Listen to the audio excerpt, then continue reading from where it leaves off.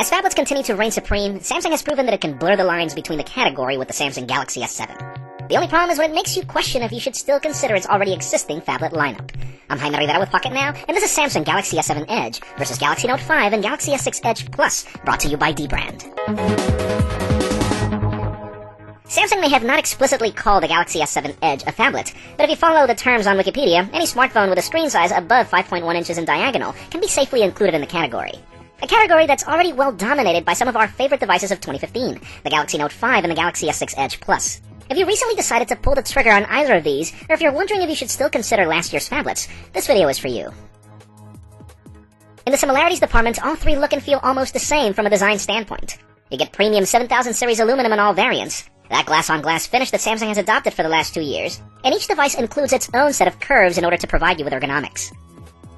In defense to last year's phablets, both sports 1/8 of an inch of added screen real estate when compared to the Galaxy S7 Edge, and given the beauty of this Quad HD AMOLED panel, we know size does matter for some of you. Where the Galaxy S7 Edge shines is in solving pretty much every single complaint that we had with last year's Galaxy lineup. It marks the return of expandable storage via microSD, something we highly criticize from the Galaxy Note 5. It also manages to include IP68 water and dust resistance, and does so without compromising in its beautiful design. It includes more powerful specifications like a faster and more efficient Snapdragon 820 processor matched with 4 gigs of RAM. Most important, the smaller chassis of the Galaxy S7 Edge is able to fit a larger 3600 mAh battery when compared to the 3000 mAh unit of its phablet cousins. The debate between these three inclines more to the Galaxy S7 Edge. In the software front, deciding between these is also not complicated.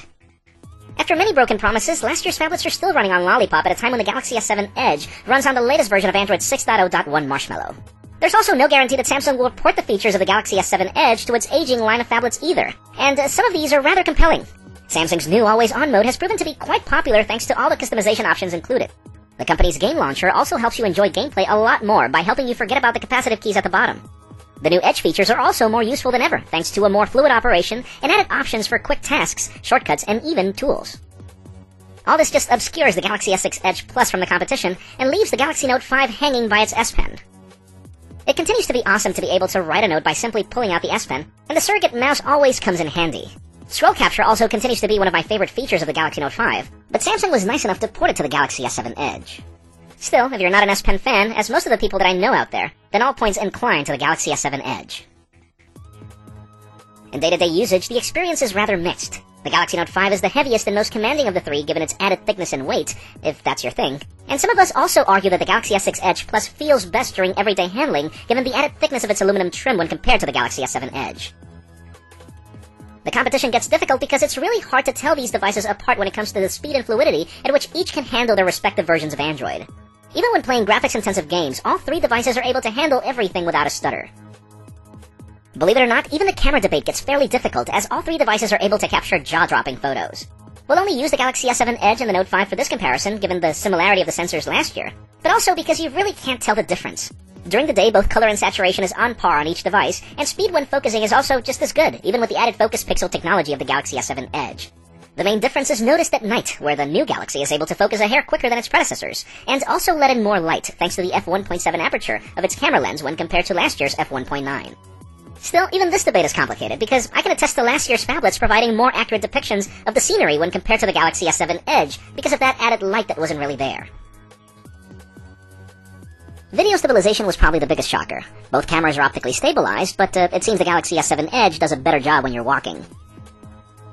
Where differences are far more noticeable is in battery life, and for all the right reasons. The Galaxy S7 Edge has a larger battery, a slightly smaller display to power, a more efficient version of Android, and a more efficient processor as well, though further testing will help us provide details on just how pronounced this difference is. And this is the best way to conclude with such a mixed comparison. The Galaxy S7 Edge is not just a newer phone, but it's also a better phone in most of the things that truly matter to the average user. Add to that the fact that the Galaxy S7 Edge is currently priced at an even lower price point than the Galaxy S6 Edge Plus on certain carriers, and the debate is pretty much over.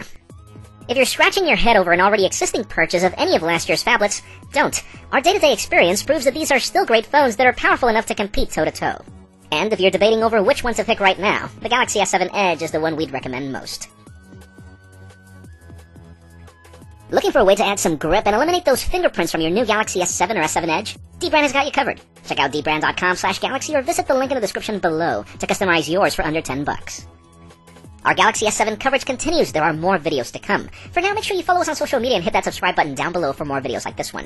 You can also catch these videos on Vessel at vessel.com/pocketnow. You can follow me on Twitter at Jaime_Rivera or on Instagram at Jaime Rivera. Please give this video a thumbs up if you like what you saw. I am Jaime Rivera. Thank you very much for watching. We'll see you very soon with more.